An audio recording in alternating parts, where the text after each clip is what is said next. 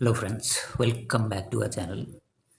तो कल के दिन हमने कल के वीडियोस में बताया था कि आने वाले टाइम में मार्केट जो है बहुत ज़्यादा, जो ग्लोबल इंडाइसेस हैं वो बहुत ज़्यादा ओवर वैल्यूड हैं। इस रीज़न से बहुत चांसेस ज़्यादा हैं कि एक बार करेक्शन देखने को मिले। और आज मॉर्निंग की बात करें तो मॉर्निंग से world wide, specially Asian market के जितने भी इंडाइसेस हैं, चाहे वो ताइवान का हो, जापान का हो, या फिर साउथ कोरिया हो, इंडोनेशिया हो, जितने भी इंडाइसेस थे सब गिरे पड़े हुए थे। इवन चाइना का भी, जो साउथ कोरिया का कुसापी है, वहाँ पे ये यहाँ तक सिचुएशन आ गई थी कि एक बार सर्किट लग गया। ऑलमोस्ट 8% डाउन था और फिर वहाँ से कुछ टाइम होल्ड किया गया, मार्केट को स्टॉप मतलब क्लोज किया गया सर्किट लगने के बाद। उसके बाद से फिर रीओपन किया गया, फिर वो एटलीस्ट 5% पे क्लोज हुआ है। ये इंडेक्स की मैं बात कर रहा हूँ।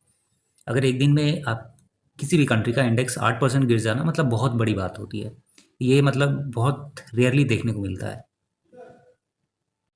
बिसाइड दैट कुछ लोग खुश थे कि चलो इंडियन मार्केट उतना ज़्यादा नेगेटिव नहीं है। एक टाइम पे निफ्टी 50 1% के आसपास नेगेटिव था, फिर उसके बाद से थोड़ी बहुत रिकवरी हुई। तो कुछ लोगों को लगा कि भाई चलो हमारा इंडियन मार्केट उतना ज़्यादा नेगेटिव नहीं है। तो मेरा कहना ये है कि भाई नेगेटिव, तुम अगर जापान का मार्केट देखो, साउथ कोरिया का देखो, 80% 90% का रिटर्न दिया है पिछले एक साल में। अगर वहाँ से अगर 10% भी गिर जाता है तो उसका कुछ नहीं गिरेगा, मतलब कुछ उतना ज़्यादा नेगेटिव नहीं होगा। स्टिल वो 70% के पॉजिटिव रिटर्न के साथ खड़े हैं। अपना मार्केट 7% नेगेटिव है। अगर यहाँ से 10% और गिर जाता है तो उसका नेगेटिव 17% हो जाएगा। तो इस चीज़ को भी देखो। अभी देखें तो पिछले एक वीक में, मतलब लास्ट 1 वीक में, जो कोसापी है वो ऑलमोस्ट 16% गिर चुका है। अभी अगर करंट सिचुएशन देखें तो गिफ्ट निफ्टी अभी भी फ्लैट है। निकाई 4% डाउन है। उसके बाद से Hang Seng 1.3%, Taiwan almost 4%, कुसापी 9% negative है। उसके बाद से जकार्ता, संघाई, ये सारे नेगेटिव ही हैं। बेसिकली अभी कुछ दिन पहले रघुराम राजन का एक इंटरव्यू था, वहाँ पे उन्होंने बताया कि जो एआई है, एआई की वजह से बहुत सारी डिस्ट्रप्शन आने वाली है इंडस्ट्री में, आईटी में, टेक में, हर जगह उसका डिस्ट्रप्शन देखने को मिलेगा। और एआई की वजह से जो बबल बन रहा है वो आने वाले कुछ टाइम में ही बस्ट हो जाएगा। रघुराम राजन को उतना सीरियसली कोई लेता नहीं है, टू बी ऑनेस्ट। बट इसके पहले रे डैलियो ने बहुत टाइम पहले बताया था कि मतलब जो वर्ल्ड ऑर्डर है वो चेंज हो रहा है। और जब भी वर्ल्ड ऑर्डर चेंज होता है तो एक ड्रास्टिकली सिचुएशन राइज होती है, जो डोमिनेंस, जो पावर, या फिर जो डेवलप्ड कंट्रीज़ होती हैं वो कोलैप्स करना स्टार्ट करती हैं, डिक्लाइन करना स्टार्ट करती हैं। और जो ये डिक्लाइन का पीरियड होता है वो 30 to 40 ईयर्स तक होता है, कभी कभी इससे ज़्यादा होता है। और ये एकदम से नहीं होता है, इसमें बहुत चीज़ें होती हैं, बहुत सारा टाइम लगता है। जैसे डी डॉलराइजेशन का स्लोगन मतलब पिछले 3-4 साल से चल रहा है, ठीक है। ऑल्दो ब्रिक्स ने भी स्टार्ट किया था। अभी ईरान ने भी बिटकॉइन में लेना स्टार्ट कर दिया, जो वो टोल मनी लेते थे, ठीक है। अभी रिसेंटली देखें तो ईरान ने इसराइल पे अटैक किया था, कल रात की ही बात है।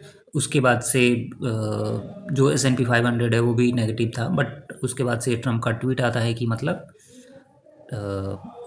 दोनों मतलब एग्री हो गए हैं डील करने के लिए। अब कोई मतलब रिटेलिएशन नहीं होगा, अटैक नहीं होगा फर्दर। तो उसके बाद से S&P 500 फिर से अपने जो भी फॉल हुआ था वो रिकवर कर जाता है। अभी क्रूड ऑयल की बात करें तो क्रूड ऑयल भी 91 पे आ चुका है और फ्राइडे के दिन ऑलमोस्ट 4 to 5% पॉजिटिव था, आई मीन ऊपर था। गोल्ड की बात करें तो gold as it is negative है, कुछ खास है नहीं। USD INR की बात करें तो ऑलमोस्ट 97 96 के आसपास फिर से ही आ चुका है। निफ्टी की बात करें तो निफ्टी ऑलमोस्ट 23,125 के आसपास क्लोज हुई है। इसका आज लो देखें तो 23,070 के आसपास था, हाई 267 के आसपास था। अभी इसका हम अगर रिसेंट टाइम फ्रेम देखें या फिर बहुत टाइम पहले मैंने बताया था कि ये जो गैप क्रिएट हुआ था यहाँ पे, ये फ्यूचर में फिल होने आएगा।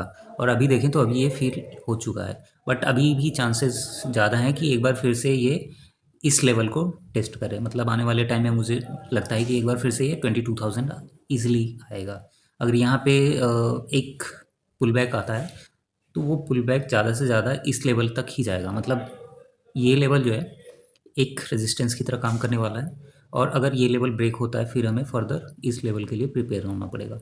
तो ये फर्स्ट हो गया रेजिस्टेंस, ये सेकेंड रेजिस्टेंस हो गया। अभी देखें तो ये सपोर्ट यहाँ पे है, मतलब इसके आसपास कोई सपोर्ट नहीं है, ठीक है। अभी अगर आप देखोगे तो यहाँ से जैसे ही रैली स्टार्ट हुई थी यहाँ पे फिर तो बेसिकली ये लोअर लो फॉर्म होते गया और यहाँ पे कुछ टाइम लिया बट अगेन ये ब्रेक हो चुका है। तो अभी क्या है कि अभी इस जोन के आसपास रिसेंट कोई सपोर्ट नहीं है, तो आने वाले टाइम में ये लेवल टेस्ट होगा और यहाँ से मार्केट 22,000 के लिए ईजिली आएगा। एच बैंक की बात करें तो एच बैंक एक चैनल में चल रहा था और चैनल मतलब 3-4 महीने पहले ही ब्रेक हो चुका है। अभी क्या है कि अभी इसका जो रिसेंट सपोर्ट दिख रहा है वो दिख रहा है इस लेवल पे ऑलमोस्ट 695 के आसपास, ठीक है। इसके आसपास कोई और सपोर्ट दिख नहीं रहा है, तो अगर ये ऑल 738 के आसपास है, मतलब 40 पॉइंट ऊपर है, 40-45 पॉइंट, तो अगर इस लेवल पे आता है तो 695 रीटेस्ट होगा। अगर ये लेवल ब्रेक हो जाता है फिर 650 चांसेस हैं कि एक बार फिर से रीटेस्ट होने आए। रिलायंस की बात करें तो रिलायंस एक बार फिर से इसी लेवल पे आ चुका है जहाँ पे हमने बात की थी प्रीवियसली कि ये जो ट्रेंड लाइन है इस ट्रेंड लाइन पे आएगा। अभी देखें तो अभी इसका जो सपोर्ट है, नेक्स्ट सपोर्ट, वो ऑलमोस्ट 1198-1200 के आसपास दिख रहा है। अगर ये लेवल ब्रेक होता है तो फिर 1100 और फिर 1000 के आसपास आ जाएगा। यानी कि अगर 1000 या मतलब 1100 या 1000 आता है तो निफ्टी मैं मान के चल रहा हूँ कि 21,000 आ जाएगी ईजिली। और अभी क्या है कि अभी जितनी भी सेलिंग हो रही है, मतलब पिछले एक महीने में ऑलमोस्ट 43,000 करोड़ की सेलिंग एफआईआई कर चुका है, मतलब पिछले 7 दिनों में ही। अभी जून 6-7 दिन ही निकले हैं इसी 7 दिनों में, तो इसका प्रेशर एक अलग ही बिल्ट हो रहा है। और पिछले 1.5 साल से मतलब इंडेक्स ने कोई पॉजिटिव रिटर्न नहीं दिया है, रिलायंस ने नेगेटिव रिटर्न दिया है, इवन एचडीएफसी बैंक देखें तो उसका तो बहुत बुरा हाल है। तो जो बड़े प्लेयर्स हैं वो अगर अच्छा परफॉर्म नहीं करेंगे तो फिर मार्केट नीचे की तरफ वो ड्रैग करते चले जाएंगे।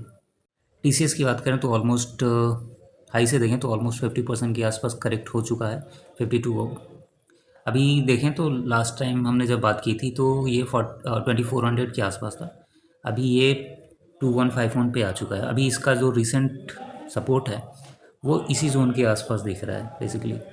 तो अगर इस लेवल पे, मतलब ये लेवल ऑल तो बहुत नीचे है, बट अगर ये इस लेवल पे भी सपोर्ट ले लेता है जो कि 1900 के आसपास है तो एक ठीक ठाक माना जाएगा। गोल्ड की बात करें तो गोल्ड अभी एक क्रूशियल लेवल पे है। इसका जो रीसेंट मतलब सपोर्ट था उसी के आसपास है, 4400 के आसपास। अभी 4316 के आसपास है। अगर यहाँ से फर्दर डिक्लाइन करता है तो ये 4000 के आसपास इसका सपोर्ट दिख रहा है, 4000 से लेके 3800 के आसपास। बट अगर यहाँ पे सपोर्ट लेता है, अगर ऊपर की तरफ जाता है तो फिर जो इसका नियरेस्ट रेजिस्टेंस होगा वो 4500 और फिर 4800 के आसपास होगा। बट अभी डाउन साइड ही ज़्यादा दिख रहा है। इवन अगर हम आरएसआई भी देखें तो 32 के आसपास चल रहा है डेली में। इवन अगर हम थोड़ा सा वीकली में देखें तो वीकली में भी 43 के आसपास आ गया है। सिल्वर की बात करें तो सिल्वर अभी ऑलमोस्ट 68 के आसपास आ चुका है। और जो हमने ट्रेंड लाइन एक ड्रॉ की थी वो ट्रेंड लाइन अभी ब्रेक हो चुकी है, ठीक है। तो देखने वाली बात ये होगी कि ये फर्दर मतलब ऊपर की तरफ 70 तो इजीली हिट कर सकता है, बट 75 इसका अभी रिसेंटली एक रेजिस्टेंस जोन बना हुआ है 75 का। तो अभी देखने वाली बात ये होगी कि ये फर्दर कैसे मूव करता है, ठीक है। अगर जैसे इसका पैटर्न बना है डेली टाइम फ्रेम पे, तो अगर ऐसे फर्दर फॉल होता गया तो फिर ये 60-65 तक आएगा। इसका जो नियरेस्ट अभी रिसेंटली लो लगा हुआ था इस जोन के आसपास, बट इस जोन पे कोई सपोर्ट नहीं है। और एक चीज़ और, इवन 1979 के आसपास भी सेम पैटर्न फॉर्म हुआ था।